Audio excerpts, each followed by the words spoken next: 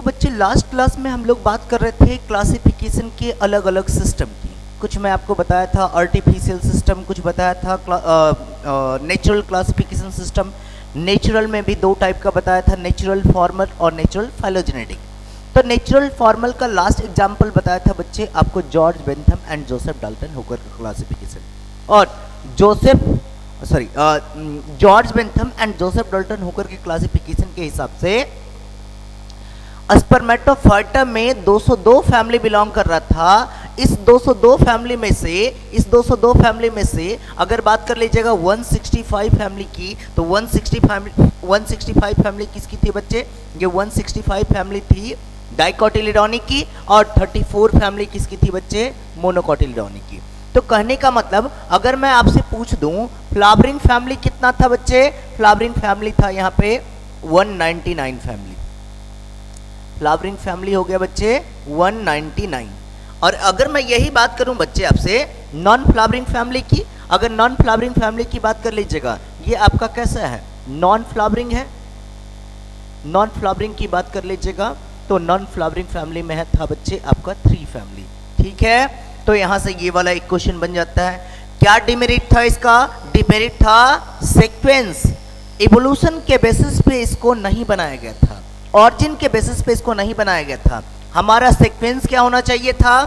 Gymnosperm, dicot and then monocot. But George Bentham साहब sequence क्या रखे थे? पहले dicot, then gymnosperm and then monocot. तो जिम्नोस्पर्म का पोजीशन क्या था बच्चे? गलत था। डाइकॉट का पोजीशन क्या था? गलत था। आगे की ओर बढ़ते बच्चे। तो ये सारी बातें बच्चे लास्ट क्लास में आपको बता दिया था। मैं आगे की ओर बढ़ता हूँ। अगला क्लासिफिकेशन पे आते हैं, तो जिसका नाम है 5 किंगडम क्लासिफिकेशन, जो दिया गया था आर.एच. व्हिटेकर के द्वारा। तो ये आर.एच. व्हिटेकर के द्वारा 1969 में दिया गया था। इनके हिसाब से सारे लिविंग ऑर्गेनिज्म को 5 कैटेगरी में बांटा गया था। ये 5 कैटेगरी थे कौन कौन से बच्चे? सबसे पहला कैटेगरी मोनेरा, दूसरा प्रोटिस्टा, तीसरा फंजाई, चौथा प्लांटी और पांचवा एनिमलिया। 5 किंगडम में डिवाइड किया गया था। सारे लिविंग ऑर्गेनिज्म को 5 किंगडम में बांटा गया था, है ना? तो सर बांटने का बेसिस क्या होगा? क्लासिफिकेशन का बेसिस क्या होगा?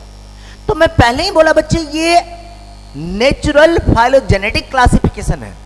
जैसे ही टर्म यूज कर लिए नेचुरल, तो बहुत सारे कैरेक्टर के बेसिस पे, और एक टर्म यूज कर रहे हैं फाइलोजेनेटिक, तो इवोल्यूशन के बेसिस पे। तो यहां पे देखने की कोशिश करते बच्चे क्या क्या था। सेलुलर स्ट्रक्चर के बेसिस पे, थैलस ऑर्गेनाइजेशन के बेसिस पे, मोड ऑफ न्यूट्रिशन के बेसिस पे, रिप्रोडक्शन के बेसिस पे, और फाइलोजेनेटिक रिलेशनशिप के बेसिस पे। तो कहने का मतलब ये सारा तो क्या हो गया? नेचुरल हो गया। और इसकी बात कर लीजिएगा तो क्या बोल लीजिएगा? फाइलोजेनेटिक। और इसीलिए इस क्लासिफिकेशन को क्या बोलते हैं? Natural phylogenetic. तो कभी कभी तो यही क्वेश्चन पूछ दिया जाता है बच्चे कि आर.एच. व्हिटेकर के द्वारा जो क्लासिफिकेशन किया गया था उसका क्या कुछ बेसिस था? तो सेलुलर स्ट्रक्चर बोल लीजिएगा, कॉम्प्लेक्सिटी ऑफ द सेल बोल सकते हैं, प्रोकैरियोटिक सेल है या यूकैरियोटिक सेल है। अगला थैलस ऑर्गेनाइजेशन, यूनिसेलुलर है, मल्टीसेलुलर है, लेवल ऑफ ऑर्गेनाइजेशन क्या है उसमें, है ना? मोड ऑफ न्यूट्रिशन क्या है? ऑटोट्रॉपिक है या हेटेरोट्रॉपिक है? रिप्रोडक्शन असेक्सुअल है या सेक्सुअल है?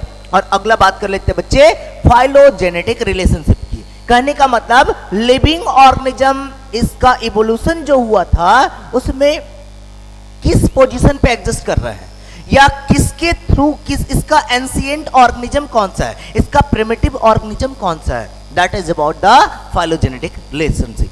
अब इसी किंगडम के बारे में बच्चे, इसी 5 किंगडम के बारे में हम लोग डिटेल्स रूप में बात करेंगे। सो क्लासिफिकेशन के मेथड की मैं बात कर रहा था। तो जैसे देखिएगा लिविंग ऑर्गेनिज्म को कॉम्प्लेक्सिटी के बेसिस पे, सबसे पहला था क्या? Complexity of the cell. तो कॉम्प्लेक्सिटी ऑफ द सेल के बेसिस पे इसको 2 कैटेगरी में बांटा गया था। पहला था प्रोकैरियोट और दूसरा था यूकैरियोट। नाम ही है बच्चे प्रो। प्रो कहने का मतलब क्या होता है बच्चे? प्रो कहने का मतलब होता है प्रिमिटिव। प्रो कहने का मतलब प्रिमिटिव, प्रिमिटिव हो गया बच्चे। और कैरियोन कहने का मतलब क्या होता है? कैरियोन कहने का मतलब होता है न्यूक्लियस। अगर प्रिमिटिव टाइप का न्यूक्लियस है तो क्या बोल लीजिएगा? प्रोकैरियोटिक। एग्जाम्पल कौन सा हो जाएगा बच्चे? एग्जाम्पल हो जाएगा मोनेरा। अगर यूकैरियोट की बात करते हैं तो यूकैरियोट कहने का मतलब, यू कहने का मतलब ट्रू, और कैरियोन कहने का मतलब न्यूक्लियस। यू कहने का मतलब क्या था बच्चे? ट्रू, और कैरियन कहने का मतलब न्यूक्लियस। अगर ट्रू न्यूक्लियस है तो क्या बोल लीजिएगा? यूकैरियोटिक। फॉल्स न्यूक्लियस है, क्या बोल लीजिएगा? प्रोकैरियोटिक। तो प्रोकैरियोटिक का एग्जांपल है बच्चे हमारे पास किंगडम मोनेरा, और यूकैरियोटिक में 4 किंगडम आ जाते हैं। कौन कौन सा? प्रोटिस्टा, फंजाई, प्लांटी और एनिमलिया। अब इस यूकैरियोटिक ऑर्गेनिज्म को 2 कैटेगरी में बांटता हूं बच्चे, on the basis of complexity of organism. Organism एक सेल का बना हुआ है, एक से ज्यादा सेल का बना हुआ है। अगर एक सेल का बना हुआ है तो यूनिसेलर, एक से ज्यादा सेल का बना हुआ है तो मल्टीसेलर। जैसे अगर मैं बात कर लेता हूं यूनिसेलर की बच्चे, एक सेल का बना हुआ है, पहला तो यूकैरियोटिक सेल है, और ऑर्गेनिज्म कितने सेल का बना हुआ है? एक सेल का बना हुआ है। तो इसका एग्जांपल क्या है? Kingdom protista. आगे की ओर बढ़ते हैं बच्चे। अगर बात करते हैं मल्टीसेलर, बहुत सारे सेल का बना हुआ, ग्रुप ऑफ सेल का बना हुआ है, तो अब इसको क्लासिफाई करेंगे on the basis of mode of nutrition. तो कुछ ऑटोट्रॉपिक हैं जिसका नाम क्या दे रहे हैं? प्लांटी। कुछ हेट्रोट्रॉपिक हैं, है ना, इसको नाम क्या दे रहे हैं? इसको बोल दे रहे हैं बच्चे फंजाई। हेट्रोट्रॉपिक में भी एब्जॉर्प्टिव मोड ऑफ न्यूट्रिशन है, सैप्रोफाइटिक। कौन सा मोड है बच्चे? Saprophytic. Saprophytic mode of nutrition है। और अगर सेप्रोफाइटिक मोड ऑफ न्यूट्रिशन है तो आप क्या बोल लीजिएगा? ये हेट्रोट्रॉपिक मोड ऑफ न्यूट्रिशन है सर। किसमें मिलता है? फंजाई में, जो सड़े गले चीजों से डायरेक्टली न्यूट्रिशन एब्जॉर्ब कर लेते हैं। अगला चलते हैं, हेट्रोट्रॉप्स की बात करते हैं। ये फूड को, कॉम्प्लेक्स फूड को डायरेक्टली इनगल्फ कर लेता है, खा लेता है ना। एनिमलिया की बात करते हैं तो 2 तरह के न्यूट्रिशन आए, autotrophic as well as heterotrophic. तो इसके बेसिस पे ऑर्गेनिज्म को फिर से 3 किंगडम में बांटा गया है, प्लांटी, फंजाई और एनिमलिया। क्या कुछ देखे बच्चे, इसको अगले स्लाइड में देखने की कोशिश करते हैं। जैसे अगर हम बात कर लेते हैं प्रोकैरियोटिक की, तो प्रोकैरियोटिक यूनिसेलुलर का एग्जांपल कौन सा है बच्चे? Kingdom Monera. आगे चलते हैं, यूनिसेलुलर यूकैरियोटिक की बात कर लेते हैं बच्चे, तो यूनिसेलुलर और यूकैरियोटिक का एग्जांपल कौन सा है? प्रोटिस्टा। अब आगे चलते हैं, मल्टीसेलुलर यूकैरियोटिक का एग्जांपल की बात करते हैं बच्चे, तो प्लांटी, फंजाई और एनिमलिया। कहने का मतलब आप देख रहे हैं ये प्रिमिटिव है तो पहला यूनिसेलुलर, और कैसा है? प्रोकैरियोटिक है तो यूनिसेलुलर लेकिन एडवांस न्यूक्लियस। अब मल्टीसेलुलर और एडवांस फीचर आते चला जा रहा है, तो आप क्या बोल लीजिएगा? ये प्रिमिटिव से एडवांस की ओर जा रहा है क्या? इवोल्यूशनरी सीक्वेंस कुछ ऐसा ही है क्या? तो इवोल्यूशन के बेसिस पे भी क्लासिफाई किया गया क्लासिफिकेशन। आप क्या बोल लीजिएगा? इसको बोलिएगा ये नेचुरल क्लासिफिकेशन है और नेचुरल फाइलोजेनेटिक का एग्जांपल है। क्यों? क्योंकि ऑरिजिन के बेसिस पे क्लासिफाई कर रहे हैं। आगे की ओर बढ़ते बच्चे, इसी को और रूप में देखने की कोशिश करते हैं। 5 किंगडम था हमारे पास, kingdom Monera, first kingdom Monera, है ना। किंगडम मोनेरा की बात करते हैं, उसके बाद फिर आ जाइएगा प्रोटिस्टा, देन आ जाइएगा फंजाई, देन आ जाइएगा प्लांटी और देन आ जाइएगा एनिमलिया। ठीक है, अच्छा, तो हम इसको देखने की कोशिश करते हैं। सबसे पहला बाउंड्री हम फिक्स करते हैं बच्चे कॉम्प्लेक्सिटी ऑफ द सेल पे, है ना। तो सेल के कॉम्प्लेक्सिटी के बेसिस पे इसको 2 पार्ट में डिवाइड किया गया है। पहला है पहला है हमारे पास प्रोकैरियोट और दूसरा हमारे पास है यूकैरियोट। तो इस बाउंड्री के नीचे जो कुछ भी है इसको बोल लीजिएगा प्रोकैरियोट, और इस बाउंड्री के ऊपर जो कुछ भी है ना सबको बोल लीजिएगा यूकैरियोट। देखिएगा, किंगडम मोनेरा प्रोकैरियोटिक है यूकैरियोटिक? सर ये तो प्रोकैरियोटिक है। अगला चलते हैं, किंगडम प्रोटिस्टा की बात कीजिएगा, प्रोकैरियोटिक है यूकैरियोटिक? यूकैरियोटिक। प्लांटी की बात कीजिएगा, यूकैरियोटिक। फंजाई की बात कीजिएगा, यूकैरियोटिक। एनिमलिया की बात कीजिएगा, यूकैरियोटिक। बात समझ में आ रही थी? अच्छा, अब दूसरे क्लासिफिकेशन सिस्टम पे चलते हैं, दूसरे बाउंड्री पे चलते हैं। तो यहाँ पे दूसरा बाउंड्री आपको देखने को मिल रहा है, ये वाला आपका दूसरा बाउंड्री देखने को मिल रहा है। ठीक है, ये वाला दूसरा बाउंड्री है। अगर दूसरे बाउंड्री की बात करते हैं बच्चे, तो इस बाउंड्री से नीचे जो कुछ भी है यूनिसेलुलर, और इस बाउंड्री से ऊपर तो मल्टीसेलुलर। मैं आपसे पूछूं 5 किंगडम क्लासिफिकेशन में मल्टीसेलुलर किंगडम कितने हैं? तो बोलेंगे सर 3। यूनिसेलुलर किंगडम कितने हैं? तो 2। मल्टीसेलुलर किंगडम कौन कौन सा है? Fungi, Plantae, Animalia. और यूनिसेलुलर किंगडम कितने हैं? तो 2, प्रोटिस्टा एंड मोनेरा। मैं आपसे पूछूं यूकैरियोटिक यूनिसेलुलर का एग्जांपल कौन सा है, आपका आंसर होगा सर यूकैरियोटिक में आ रहा था प्रोटिस्टा, फंजाई, प्लांटी और एनिमलिया, बट प्रोटिस्टा जो था यूनिसेलुलर, बाकी सारा कैसा था मल्टीसेलुलर। तो यूकैरियोटिक यूनिसेलुलर का एग्जांपल कौन सा हो जाएगा, प्रोटिस्टा। यूकैरियोटिक मल्टीसेलुलर का एग्जांपल कौन कौन सा है, किंगडम प्लांटी, फंजाई और एनिमलिया। अच्छा आगे चलते हैं, अगले बेसिस पे आ जाते हैं बच्चे। तो किंगडम प्लांटी की बात कर लीजिएगा, तो किंगडम प्लांटी के लिए टर्म यूज कीजिएगा, क्या टर्म यूज कीजिएगा, ऑटोट्रॉपिक है। फंजाई के लिए क्या बोल लीजिएगा, ये बच्चे एब्जॉर्प्टिव मोड ऑफ न्यूट्रिशन है इसमें और हेट्रोट्रॉपिक है। और एनिमलिया की बात कीजिएगा तो ये भी हेट्रोट्रॉपिक है लेकिन इंजेशन करता है, कॉम्प्लेक्स फूड को लेता है और उसको तोड़ता है और उसके बाद इसका एब्जॉर्प्शन करता है। जबकि फंजाई में क्या देखें, पचे पचाए खाने को आराम से एब्जॉर्ब कर लेता है। अगला चलते हैं, अगर प्लांटी की बात कीजिएगा बच्चे तो प्लांटी क्या है, प्लांटी बच्चे एक प्रोड्यूसर है। प्रोड्यूसर करने का मतलब जो इकोसिस्टम को एनर्जी प्रोवाइड कर रहा है ना। और अगर बात कर लीजिएगा फंजाई की तो ये डिकम्पोजर कहलाता है। डिकम्पोजर कहने का मतलब चीजों को सड़ाने वाला, गलाने वाला, तोड़ देने वाला, ब्रेक डाउन कर देने वाला। और अगर बात कर लेते हैं किसकी, एनिमलिया की, तो इसको बोल देते हैं कंज्यूमर। जो प्लांट प्रोडक्ट जो प्लांट के द्वारा प्रोड्यूस किया जा रहा था ऑर्गेनिक सब्सटेंस, उसी ऑर्गेनिक सब्सटेंस को कंज्यूम करके ये एनिमल सरवाइव करता है and that's why they are called as what, consumer. आगे की ओर बढ़ते बच्चे, अगले पॉइंट पे आते हैं। तो किंगडम मोनेरा की बात करते हैं बच्चे। तो किंगडम मोनेरा का पहला पॉइंट क्या हो जाएगा, किंगडम मोनेरा था बच्चे कैसा, प्रोकैरियोटिक या यूकैरियोटिक, सर ये तो प्रोकैरियोटिक था, है ना, प्रोकैरियोटिक। प्रोकैरियोटिक के अलावा यहाँ पे क्या बोल लीजिएगा टर्म बच्चे, यूनिसेलुलर। क्या टर्म यूज कीजिएगा, यूनिसेलुलर, ठीक है। उसके बाद फिर आ जाइएगा, सर एग्जाम्पल एक दो बता दीजिए। देखिए बच्चे यहाँ पे एग्जाम्पल है eubacteria, rickettsia, then actinomycetes, blue green algae, archaebacteria and mycoplasma. आगे चलते हैं, अगर किंगडम प्रोटिस्टा की बात करते हैं तो यूकैरियोटिक या प्रोकैरियोटिक, सर ये तो हमारे पास यूकैरियोटिक का एग्जाम्पल है। और कैसा है, यूनिसेलुलर है। ये कैसा है बच्चे, यूकैरियोटिक और यूनिसेलुलर। एग्जाम्पल देखिएगा बच्चे, एग्जाम्पल कौन कौन सा है, एग्जाम्पल है इसका बच्चे डाइनोफ्लैजलेट्स, क्राइसोफाइट्स, यूग्लेनॉइड्स, स्लाइमोल्ड्स एंड प्रोटोजोन्स। ये पूरा कैटेगरी की बात है बच्चे। इस कैटेगरी में अलग अलग एग्जाम्पल आपको पढ़ने को मिलेंगे। किंगडम फंजाई की बात कर लेते हैं, प्लांटी की बात कर लेते हैं, एनिमलिया की बात करते हैं। तो ये कैसा है, मल्टीसेलुलर और यूकैरियोटिक। एग्जाम्पल की बात करते हैं बच्चे, फंजाई में बहुत तरह के फंजाई देखने को मिलेंगे बच्चे, है ना, एक्टिनोमाइसिटीज, ड्यूटेरोमाइसिटीज, बेसिडियोमाइसिटीज, ये सारे एग्जाम्पल पढ़ने को मिलेंगे। अब आते हैं बच्चे किंगडम प्लांटी में। तो ये फंजाई की बात हो गई, फंजाई में आपको मिल गया एक्टिनोमाइसिटीज, बेसिडियोमाइसिटीज, ड्यूटेरोमाइसिटीज और ये सारी चीजें। अगला चल लेते हैं बच्चे फाइकोमाइसिटीज। अगला प्लांटी पे आते हैं।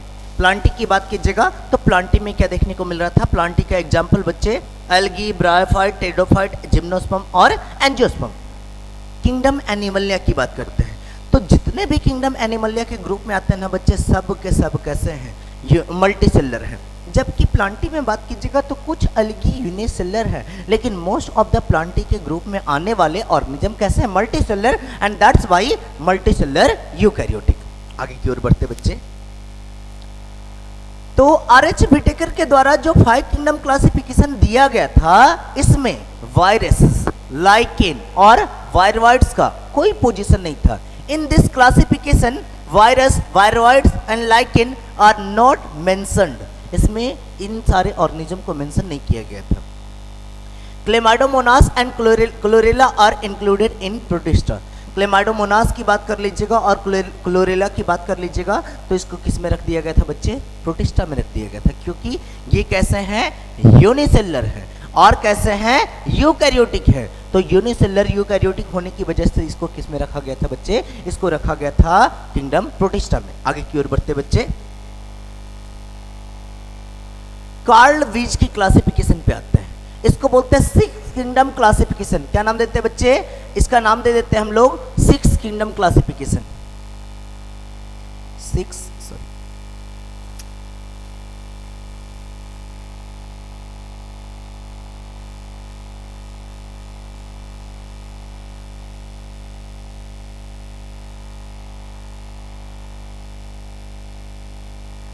6 किंगडम क्लासिफिकेशन, ठीक है, 6 किंगडम क्लासिफिकेशन हो गया बच्चे, ठीक है।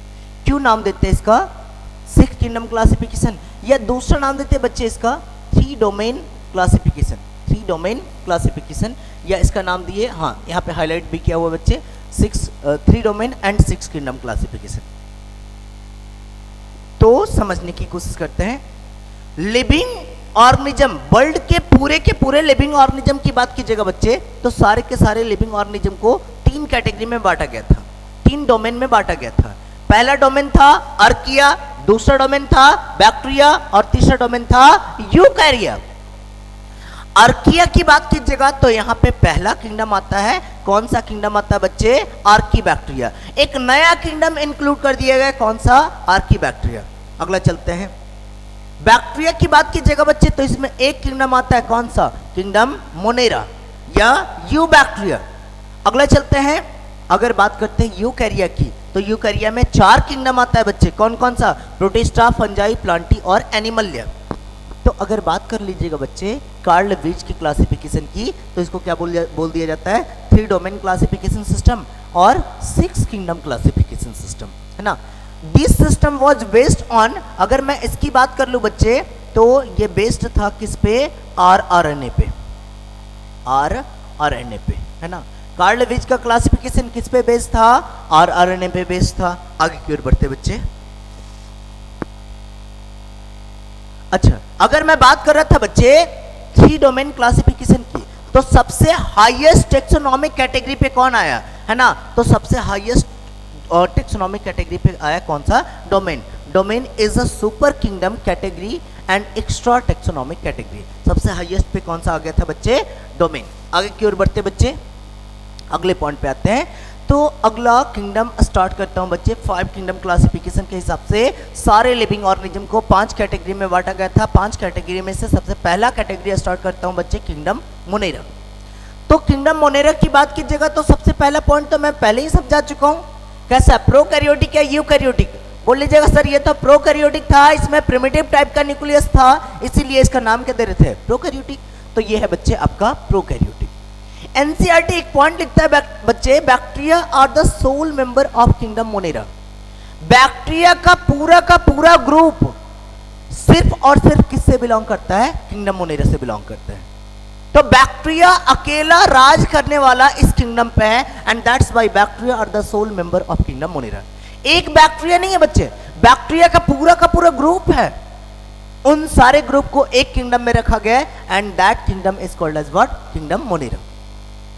अब किंगडम मोनेरा की बात करते हैं बच्चे, तो किंगडम मोनेरा की बात कीजिएगा तो इसके स्ट्रक्चर को देखने की कोशिश करते हैं, इसको समझने की कोशिश करते हैं, है ना। अच्छा, समझने की कोशिश करने से पहले अगले पॉइंट पे आ जाता हूं। ये तो पता चल गया प्रोकैरियोटिक है, यूनिसेलुलर है या मल्टीसेलुलर, सर ये वाला तो यूनिसेलुलर आप तो पहले बता चुके हैं, ये कैसा है, यूनिसेलुलर, ठीक है, ये हो गया यूनिसेलुलर।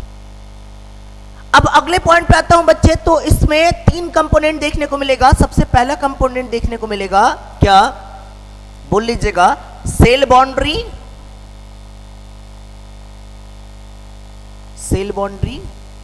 दूसरे पॉइंट में देखने को मिलेगा बच्चे क्या, साइटोप्लाज्म, साइटोप्लाज्म। और तीसरे पॉइंट में बात कर लेते हैं बच्चे तो क्या देखने को मिलेगा, न्यूक्लियस, न्यूक्लियस देखने को मिला, ठीक है, बात समझिएगा। अब सेल बाउंड्री में आ क्या जाएगा बच्चे, तो यहां पे सेल बाउंड्री में 3 लेयर आ जाता है। 3 लेयर कौन कौन सा आ जाता है, तो सबसे पहला बच्चे आप बात कर लीजिएगा तो यहां पे एक थिन लेयर या थिक लेयर होता है। अगर थिन लेयर है तो हम इसका नाम देते हैं कैप्सूल, और थिन लेयर है तो स्लाइम लेयर, और इसको हम लोग बोल देते हैं बच्चे कि सेल वॉल के बाहर में भी कुछ एक स्ट्रक्चर प्रेजेंट है। सेल वॉल के बाहर में जो कुछ भी स्ट्रक्चर प्रेजेंट है ये 2 तरह का एग्जिस्ट करता है, ये 2 फॉर्म में एग्जिस्ट करता है। जैसे कि हम बात कर लेते हैं क्या, जिसको बोल देते हैं हम लोग ग्लाइकोकैलिक्स के फॉर्म में एग्जिस्ट करता है, जिसका नाम देते हैं कैप्सूल और स्लाइम लेयर, है ना। तो यहां पे लिख दे रहा हूं कैप्सूल ऑब्लिक स्लाइम लेयर। अरे पतली सी लेयर है इसीलिए बोल दिए स्लाइम लेयर। अगले पॉइंट पे आइएगा। अगले पॉइंट पे क्या दिख जाएगा बच्चे, सेल वॉल, और अगले पॉइंट पे क्या दिख जाएगा बच्चे, सेल मेम्ब्रेन। तो बाउंड्री के रूम में 3 स्ट्रक्चर देखने को मिला। क्या क्या देखने को मिलेगा कैप्सूल या स्लाइम लेयर, दूसरा सेल वॉल, तीसरा सेल मेम्ब्रेन, और इसके अंदर में क्या देखने को मिलेगा, साइटोप्लाज्म, और उसके अंदर में क्या देखने को मिलेगा, न्यूक्लियस। सो सेल वॉल देखने को मिल रहा है बच्चे, सबसे बाहर की ओर जो स्ट्रक्चर है ब्लू लाइन से जो ड्रॉ किया हुआ है इसको क्या बोल लीजिएगा, सेल वॉल। उसके बाद अंदर में क्या देखने को मिलेगा, सेल मेम्ब्रेन। उसके बाद फिर आ जाइएगा बच्चे सेल वॉल और सेल मेम्ब्रेन की बात कर लीजिएगा, है ना। तो सेल वॉल और सेल मेम्ब्रेन के बीच में क्या देखने को मिलेगा, पेरीप्लाज्मिक स्पेस। और ये पेरीप्लाज्मिक स्पेस जो है किसकी तरह काम करता है, फंक्शनली सिमिलर और एनालोगस टू द लाइसोसोम। किसकी तरह काम कर रहा है, लाइसोसोम। अब यहाँ पे अंदर की ओर क्या दिखेगा, cytoplasm lack membrane bonded cell organelles. Cytoplasm में membrane bonded cell organelles absent होते हैं, और ये 70s टाइप ऑफ राइबोसोम दिख रहा है। और यहाँ पे बच्चे आपको न्यूक्लियस दिखेगा, ये सेंटर में न्यूक्लियस दिख रहा है, ठीक है। मैं यहाँ पे बाहर में एक और स्ट्रक्चर बना देता हूँ, और आप इस स्ट्रक्चर को नाम दे सकते हैं। यहाँ पे ये इस तरह का स्ट्रक्चर दिख रहा है बच्चे, इसको आप बोल लीजिएगा ग्लाइकोकैलिक्स। क्या नाम दे दीजिएगा, ग्लाइकोकैलिक्स बोल दीजिएगा। यहाँ पे इस तरह का स्ट्रक्चर प्रेजेंट है ना, इसका नाम दे देंगे ग्लाइकोकैलिक्स। अगर ये ग्लाइकोकैलिक्स थिक है तो क्या बोल लीजिएगा, कैप्सूल, और थिन है तो क्या बोल लीजिएगा, थिन है तो आप बोल लीजिएगा स्लाइम लेयर। क्या नाम दे दीजिएगा, स्लाइम लेयर, है ना। यहाँ पे इस तरह का स्ट्रक्चर प्रेजेंट है। This is about the capsule, capsule. और अगर पतला है तो आप क्या बोल दीजिएगा, स्लाइम लेयर, ठीक है। ये बातें हो गई। तो बाउंड्री के रूप में 3 स्ट्रक्चर देखने को मिला। सबसे बाहर में क्या देखने को मिल रहा है, कैप्सूल। उसके बाद क्या देखने को मिल रहा है, उसके अंदर में सेल वॉल। उसके अंदर में क्या देखने को मिल रहा है, सेल मेम्ब्रेन। उसके बाद फिर आ जाइएगा सेल वॉल और सेल मेम्ब्रेन के बीच में क्या देखने को मिल रहा था, पेरीप्लाज्मिक स्पेस। और ये पेरीप्लाज्मिक स्पेस किसके जैसा सिमिलर है, तो ये लाइसोसोम के जैसा सिमिलर है। तो इसमें लाइटिक एंजाइम होगा, और लाइटिक एंजाइम होगा तो हाइड्रोलाइसिस करने में हेल्प करेगा, और स्ट्रक्चर को डिस्ट्रॉय करने में हेल्प करेगा। अब साइटोप्लाज्म पे आ जाते हैं। तो साइटोप्लाज्म का कंपोनेंट क्या होगा, सबसे पहली बात यहाँ पे membrane bonded cell organelles like Golgi body, endoplasmic reticulum, mitochondria, ये सारे सेल ऑर्गेनेल्स यहाँ पे एब्सेंट होंगे। अब बात कर लेते हैं यहाँ पे आरएनए, डीएनए, जीनोमिक मटेरियल भी होगा। तो आरएनए यहाँ पे कैसा है, 70s टाइप, और जीनोमिक मटेरियल जो है न्यूक्लियस साफ नहीं, न्यूक्लियर ट्रू न्यूक्लियस नहीं है। सर ट्रू न्यूक्लियस क्यों नहीं बोल रहे हैं बच्चे, ट्रू न्यूक्लियस इसलिए नहीं बोल रहा हूं क्योंकि यहाँ पे न्यूक्लियस में मेम्ब्रेन एब्सेंट होता है। That's why it is called as false nucleus, incipient nucleus, primitive nucleus, और समथिंग लाइक। 2-4 नाम और बोल सकते हैं आप, न्यूक्लियोइड बोल सकते हैं, फाइब्रिलर न्यूक्लियस बोल सकते हैं, मैं सारे नाम को लिख दूंगा, है ना। तो प्रोकैरियोटिक में जो न्यूक्लियस था बच्चे, in prokaryotic cell the nucleus is indistinct. तो सबसे पहला पॉइंट आ गया क्या बच्चे, इनडिस्टिंक्ट न्यूक्लियस, है ना। और इसी को हम लोग किस नाम से जान रहे हैं, इंसिपिएंट न्यूक्लियस के नाम से जान रहे हैं, या इसी को किस नाम से जान रहे हैं, जिनोफोर से नाम से जान रहे हैं। इसी को किस नाम से जान रहे हैं, न्यूक्लियोइड के नाम से जान रहे हैं। इसी को किस नाम से जान रहे हैं, फाइब्रिलर न्यूक्लियस के नाम से जान रहे हैं। बातें समझ में आ रही है कि ये इतना सारा स्ट्रक्चर हो जाएगा। आगे की ओर बढ़ते बच्चे, न्यूक्लियर मेम्ब्रेन न्यूक्लियस में एब्सेंट होगा, और इसी की वजह से हम लोग क्या बोल रहे थे, अरे फॉल्स न्यूक्लियस। आगे की ओर बढ़ते हैं, true chromosome are absent. Sir true chromosome, nucleus membrane absent था तो इसको ट्रू क्रोमोसोम से क्या मतलब है बच्चे, क्रोमोसोम ट्रू इसलिए नहीं बोलते हैं क्योंकि यहाँ पे स्ट्रक्चर कुछ इस तरह से क्रोमोसोम का बनता है कि कॉम्प्लेक्सिटी बहुत ज्यादा नहीं हो पाता है, कॉम्प्लेक्स स्ट्रक्चर पूरी तरह से नहीं बन पाता है, और इसीलिए क्या बोलते हैं, true chromosome absent. Histone protein भी एब्सेंट था, इसलिए भी बोल सकते थे क्या, ट्रू क्रोमोसोम एब्सेंट। अच्छा, फॉल्स क्रोमोसोम इज प्रेजेंट, यहाँ पे फॉल्स क्रोमोसोम रहता है। इसी double standard circular naked DNA, DNA कैसा है, डबल स्टैंडर्ड, और कैसा है, सर्कुलर। कुछ इस तरह से डीएनए देखने को मिल रहा था बच्चे, कुछ इस तरह से डीएनए को देखने को मिल रहा था, ये डबल स्टैंडर्ड डीएनए हो गया, है ना। किस फॉर्म में एग्जिस्ट कर रहा है, सर्कुलर फॉर्म में एग्जिस्ट कर रहा है। तो double standard circular and naked DNA. Naked DNA क्यों, क्योंकि हिस्टोन प्रोटीन से रैपिंग नहीं है, and non non histone protein यहाँ पे पॉलीएमाइंस प्रेजेंट रहेगा, and that's why we say incipient nucleus, false nucleus, nucleoid, genophore और फाइब्रिलन न्यूक्लियस। आगे की ओर बढ़ते बच्चे,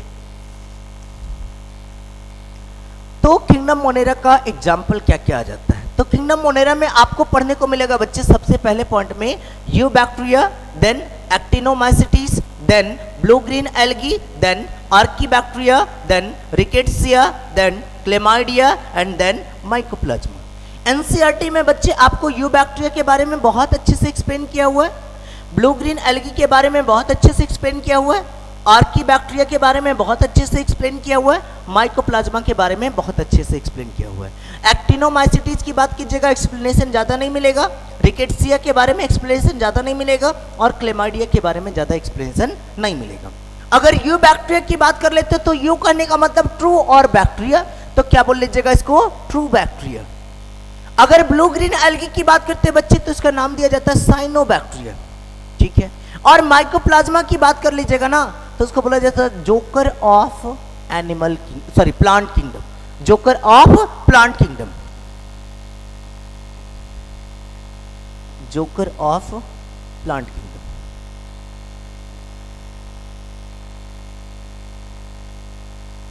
सर ये तो किंगडम मोनेरा में आ रहा था, लेकिन हम क्यों बोल रहे हैं joker, joker of plant kingdom? आप सिर्फ जोकर बोल लीजिए बच्चे, प्लांट किंगडम एडिशनली है। एनिमल्स में जोकर की तरह काम करता है, WBC अपना शेप कभी भी बदल ले सकता है, तो हम क्या बोल देते हैं इसको अलग कैटेगरी में ना रख के प्लांट किंगडम का जोकर बोल देते हैं। एक्चुअली में ये किंगडम मोनेरा से बिलोंग कर रहा है ना। तो यहाँ पे जोकर ऑफ प्लांट किंगडम कहने का मतलब कतई नहीं है कि माइकोप्लाज्मा किससे बिलोंग करेगा, प्लांट से बिलोंग करेगा, ऐसा नहीं है। तो किंगडम मोनेरा की से स्टार्ट करते बच्चे, सबसे पहले पॉइंट से स्टार्ट करते। तो सबसे पहले पॉइंट में हमारे पास है किंगडम मोनेरा, और किंगडम मोनेरा एग्जाम्पल का पहला एग्जाम्पल था बच्चे यूबैक्टीरिया। यूबैक्टीरिया की थोड़ी सी हिस्ट्री की बात करते हैं, बैक्टीरिया की हिस्ट्री की बात करते हैं बच्चे। They were first observed in rainy water and later in teeth scum by Leeuwenhoek। ये सबसे पहली बार बच्चे रेनी वाटर में और टीथ स्कम में ल्यूवेनहुक के द्वारा डिस्कवर किया गया था 1675 में, और जिसका नाम वो दिए थे एनिमल क्लू, ठीक है, एनिमल क्लू। आगे बढ़ते हैं। F J Cohen and Ehrenberg first coined the name bacteria. Bacteria term जो था पहली बार किसके द्वारा दिया गया था? एफ जे कोहेन के द्वारा और एरेनबर्ग के द्वारा। आगे बढ़ते बच्चे, बैक्टीरिया के शेप की बात करते हैं। तो एक्चुअली बैक्टीरिया के शेप के बेसिस पे इसको 4 कैटेगरी में बांटा गया है। सबसे पहला कैटेगरी हमारे पास कोकस बैक्टीरिया, सबसे पहला कैटेगरी हमारे पास बच्चे कोकस बैक्टीरिया। तो ये हो गया हमारे पास पहला कोकस बैक्टीरिया। कोकस बैक्टीरिया का शेप आप कैसा देख रहे हैं? ये ओवल शेप है, राउंड शेप है। अगर राउंड शेप है तो आप क्या बोल लीजिएगा? इसको बोल लीजिएगा spherical bacteria, cocci bacteria. कोकस bacteria shape कैसा है? स्फेरिकल। और अगर कोकस बैक्टीरिया की बात कीजिएगा तो सबसे स्मॉलेस्ट बैक्टीरिया होता है, और इसमें रेजिस्टेंट पावर भी बहुत हाई होता है। एग्जाम्पल की बात कर लीजिएगा तो देखिए ना, डिप्लोकोकस निमोनियाई, कोकस आ रहा है ना तो बोलिएगा स्फेरिकल बैक्टीरिया है। अगला चलते बच्चे, अगला है हमारे पास, अगला कैटेगरी आ जाता है बैसिलस बैक्टीरिया। क्या नाम दे देंगे? Bacillus bacteria. बैसिलस करने का मतलब रॉड शेप, हैमर शेप्ड, है ना। तो ये आपका बच्चे बैसिलस बैक्टीरिया। आप देखेंगे ये हैमर की तरह दिख रहा है ना, हथौड़े की तरह दिख रहा है। उसके बाद चलिएगा यहाँ का टिप पोर्शन में आप क्या देख पा रहे हैं? स्पोर। तो spore bearing bacteria is called as what?